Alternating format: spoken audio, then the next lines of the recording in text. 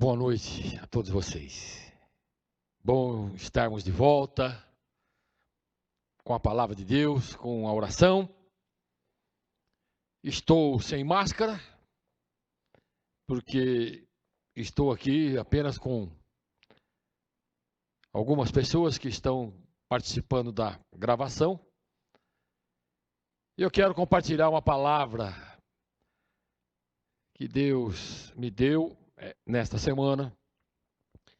Muito embora o episódio, a narrativa, o texto é conhecido, mas a palavra de Deus é uma fonte inesgotável. Eu quero que você me acompanhe no segundo livro de Reis, no capítulo 8. Eu quero ler os versículos 1º e 2º.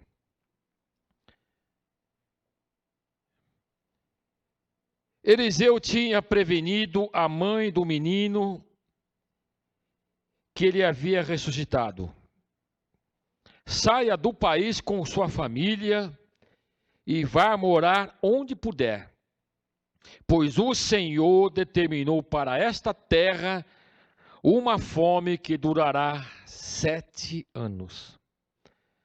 A mulher seguiu o conselho do homem de Deus, partiu com sua família e passou 7 anos na terra dos filisteus. Amém. Vamos orar. Senhor Deus e Pai, que o Senhor nos dê da tua graça, inspiração e facilidade, Senhor, de expressão, de colocação das palavras, que essas palavras venham, Senhor, com unção, com sabedoria do alto e com autoridade divina, para que ela mais uma vez alcance e atinja o propósito para o qual ela foi designada, estabelecida, em nome de Jesus. Amém. Superando as perdas. Superando as perdas. É o tema da mensagem para esta noite de domingo. No seu livro, Como Vencer a Dor da Perda, de um pastor, bispo cristão, emblemático, escritor chamado Tito Oscar de Almeida Júnior. Nesse livro, bispo Tito Oscar escreveu: saber perder implica saber viver. Isto porque no compasso da vida surge repentinamente uma fermata, uma parada, uma interrupção. Uma parada inexplicável e com ela uma perda. Nestas horas não podemos interromper a melodia que Deus nos deu para executar. É preciso continuar dedilhando como o fez Paganini. Conta-se que um dia ele estava se apresentando num grande auditório, quando uma corda do seu violino se partiu. Ele continuou tocando, quando de repente uma outra corda se partiu. Houve silêncio naquele auditório. O próprio maestro não sabia o que fazer. Paganini, no entanto, continuava tirando as notas das cordas restantes. Até que num determinado momento, com uma única corda, ele conseguiu finalizar o concerto. A máxima desta pequena história é que não podemos parar, interromper o ritmo da vida quando uma corda se rompe, quando uma perda acontece na nossa vida. Mesmo que você tenha que tocar sua melodia com apenas uma corda, vá em frente. Sua vida voltará a vibrar. O bispo Tito Oscar, neste livro, ele afirma que as perdas não foram feitas para nos derrotar, para nos destruir, para nos arruinar. Elas servem como oportunidade de Deus para abrir novas portas, novos horizontes, novas oportunidades. Que estas palavras inspiradas por Deus possam ajudar a cada um de vocês a superar os momentos que angustiam a alma e provocam muitas dúvidas no coração. Com esta introdução, eu quero me reportar ao texto sagrado, ao episódio, ao acontecimento com esta mulher, que a Bíblia não menciona o nome, mas é conhecida como a mulher de Sunem, a mulher sunamita. Após esta mulher evidenciar que o profeta Eliseu era um santo homem de Deus, após manifestar ela com o seu marido uma generosidade, uma hospitalidade, um respeito ao homem de Deus, ela e seu marido, que era idoso, decidiram construir uma suíte confortável na cobertura da sua residência, para que o profeta Eliseu pudesse ocupá-la sempre que passasse por ali para visitar a família. Diz o texto que eles tiveram muito trabalho para proporcionar um conforto, um lugar agradável, harmonioso para o profeta Eliseu. Em razão disso, o profeta Eliseu ministra sobre ela e sobre o seu marido uma promessa, uma palavra profética, profetizando a bênção de um filho, porque ela não tinha filho com o seu marido. E esta bênção, e esta promessa, esta profecia se cumpre depois de um ano na vida desta mulher,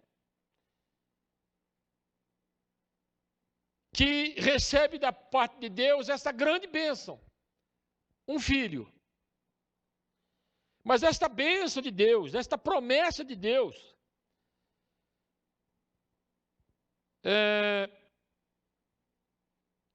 de repente, desaparece da sua vida. Escorre pelos dedos das suas mãos. O filho tem uma insolação, uma enxaqueca, entra em coma e morre. Com a maior angústia de sua vida, esta mulher vai em busca do profeta e recebe o seu filho em vida novamente, totalmente ressuscitado. Algum tempo depois de tudo isso que aconteceu, nós lemos aqui no texto, algum tempo depois, o profeta Eliseu preveniu a sunamita e a sua família sobre a crise e fome que veriam naquela região, e orientou que ela e sua família deveriam sair daquela terra e morar onde pudessem. As instruções de Eliseu capacitaram a mulher e a sua família a se livrar das privações da fome e da crise. Veja o que aconteceu aqui. Esta mulher e sua família haviam assistenciado e cuidado do profeta Eliseu. E agora, numa situação de crise, de fome, de dificuldades, Deus entra em cena e Deus agora estava cuidando e assistenciando a mulher e toda a sua família. Foram 7 anos na terra dos filisteus. Em busca da restituição, a mulher sunamita tomou 3 atitudes que fizeram muita diferença para a conquista de sua vitória. E o rei Jorão, que era o rei de Samaria, lhe restituiu todos os seus bens, a sua fazenda, a sua casa, inclusive as rendas e os dividendos das suas plantações e das suas colheitas. Esta mulher aqui, de uma maneira muito simples, muito simplória, diante de uma situação de perda, de crise, de dificuldade, ela tomou 3 atitudes. Eu penso que são atitudes que nós também precisamos tomar quando algo acontece na nossa vida. A primeira atitude que ela tomou, por incrível que pareça, por mais simples que seja, ela foi obediente ao profeta Eliseu e deixou a sua terra por 7 anos. Porque ela com a sua família e peregrinou na terra dos filisteus durante 7 anos. Ela obedeceu o profeta por ser uma mulher humilde. E é isso que Deus espera de cada um de nós. Deus sempre exalta os humildes, diga aleluia. Mas Deus sempre resiste aos orgulhosos. Então a primeira atitude, no momento de crise, de perda, de dificuldade, foi ser obediente ao profeta Eliseu. Segundo, atitude, que é muito parecida com a primeira. Ela acreditou e foi obediente à palavra de Deus. E levantou-se a mulher e fez conforme a palavra do homem de Deus. É o que está escrito no texto sagrado. Quando não acreditamos na palavra de Deus, corremos o risco de sermos atropelados, atingidos pelos problemas, pelas crises, pelas dificuldades, por adversários visíveis, e eu chamo de adversários até invisíveis, como aconteceu com o capitão do rei Jorão de Samaria, que não acreditou na palavra do profeta Eliseu, naquele tempo de crise, na região de Samaria. Então, a primeira atitude, ela foi obediente ao profeta Eliseu. Foi humilde. Segunda atitude, ela acreditou e obedeceu à palavra de Deus através do profeta. E em terceiro lugar, parece até simples demais, ela clamou. E sucedeu que, ao fim dos 7 anos, aquele tempo passou. Ela estava na terra dos filisteus, voltou para a sua terra, com a sua família, com o seu filho. E sucedeu que, ao fim dos 7 anos, a mulher voltou da terra dos filisteus e clamou ao rei pela sua casa e pelas suas terras. Clamar é mais do que orar. Clamar é orar intensamente. Clamar é orar com muita força. Nós precisamos aprender a clamar. Continue clamando e Deus com certeza atenderá o meu, o seu, o nosso clamor. E que você diga amém aonde você estiver. Em resposta à obediência ao profeta de Deus, em razão à obediência à palavra de Deus, em razão ao seu clamor, em resposta às atitudes desta mulher, o rei Jorão se lembrou da mulher sunamita. Deus moveu o coração do rei Jorão em favor da mulher e da sua família. O rei agiu em favor desta mulher. O rei mandou o oficial fazer a restituição de tudo aquilo que a mulher havia perdido durante aqueles 7 longos anos de crise, de fome, de dificuldade.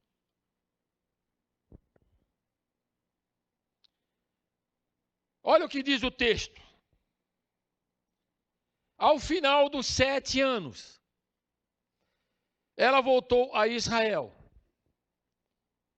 e foi fazer um apelo ao rei para readquirir sua casa e sua propriedade. No momento que ela procurou o rei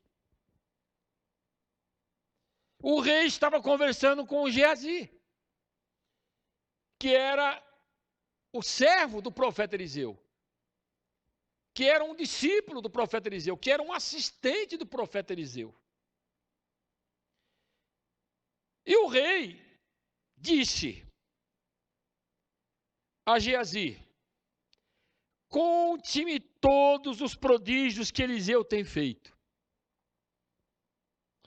Enquanto Geazi contava ao rei como Eliseu havia ressuscitado o menino que havia morrido, o filho único desta sunamita,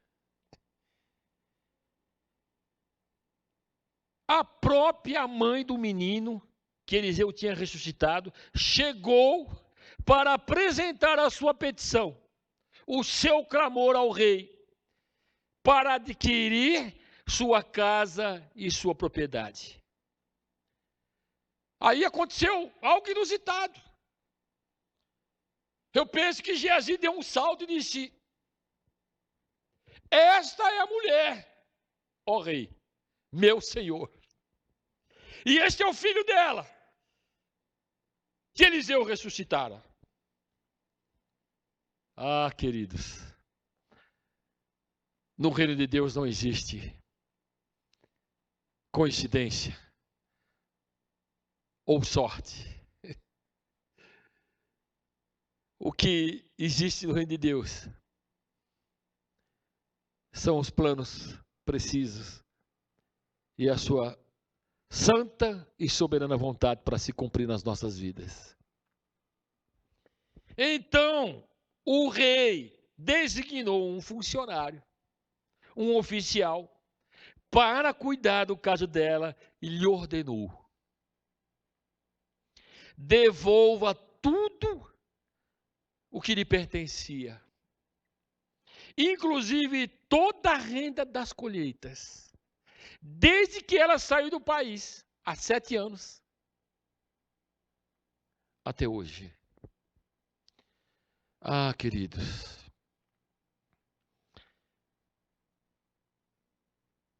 quem respeita e obedece à palavra de Deus,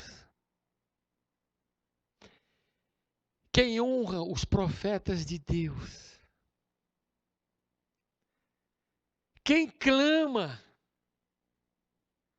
você pode ter certeza, não fica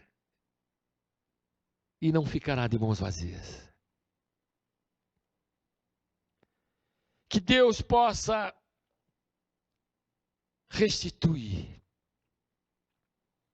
muito mais sobre tudo aquilo que pedimos, clamamos ou pensamos.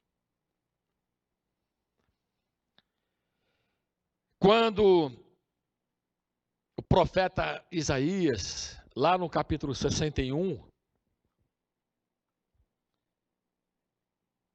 ele, com um olhar profético, nas profecias messiânicas, numa das passagens, o profeta diz assim que no lugar da vergonha, no lugar da perda, Deus vai nos honrar e nos abençoar duplamente, porque esse é o nosso Deus. Então, é uma palavra simples, mas foi uma palavra que Deus me deu para ajudar você nesse momento de crise, nesse momento de dificuldade, nesse momento de perda. Às vezes nós perdemos a alegria de viver. Às vezes nós perdemos a razão, o significado de viver. Às vezes, parece que estamos perdendo a fé, a esperança. Fixamos mais os olhos nas circunstâncias do que na palavra de Deus. Ouvimos mais do que o mundo tem dito do que os profetas de Deus. Mas que nesta noite, a palavra profética de Deus se cumpra na tua vida. Eu penso, queridos, que o que aconteceu com esta mulher não foi por acaso. Eu penso que Deus tem reservado para nós, não será por acaso. Nem olhos viram, nem ouvidos ouviram, nem jamais penetrou no coração do homem o que Deus tem preparado para aqueles que o amam. E Deus há de nos dar e nos revelar pelo seu Espírito Santo. Que Deus abençoe você neste mês de setembro. Que seja um mês de restituição. Que Deus coloque bênçãos na tua vida. Que você tenha até mesmo dificuldades para guardá-las. Em nome de Jesus. Amém? Vamos orar agora. Eu quero orar por você que está nos acompanhando neste momento. Quero pedir que Deus estenda as tuas mãos sobre a tua vida. Meu Deus e meu Pai, eu quero te agradecer por esta palavra. Uma palavra simples, mas foi a palavra que teu Espírito Santo me deu, porque com certeza, se há pessoas nos ouvindo aqui, e nós cremos nisso, é porque preciso desta palavra. Que esta palavra possa nos encher de fé, de esperança, de alegria. Que eu possa, Senhor, preparar as vitórias e as bênçãos. Essas que nossos olhos ainda não viram, que nossos ouvidos não viram, que jamais não penetrou no nosso coração, mas o Senhor certamente há de derramar sobre as nossas vidas, Pai. Muito obrigado, Pai, por esta noite, que tenhamos uma semana abençoada, amanhã é feriado, que possamos viver debaixo do temor da Tua palavra e como Davi, Senhor, e a sua descendência, viver na Tua presença para sempre. Um bom final de domingo, uma boa semana e até na próxima semana com a ajuda de Deus, em nome de Jesus. Amém.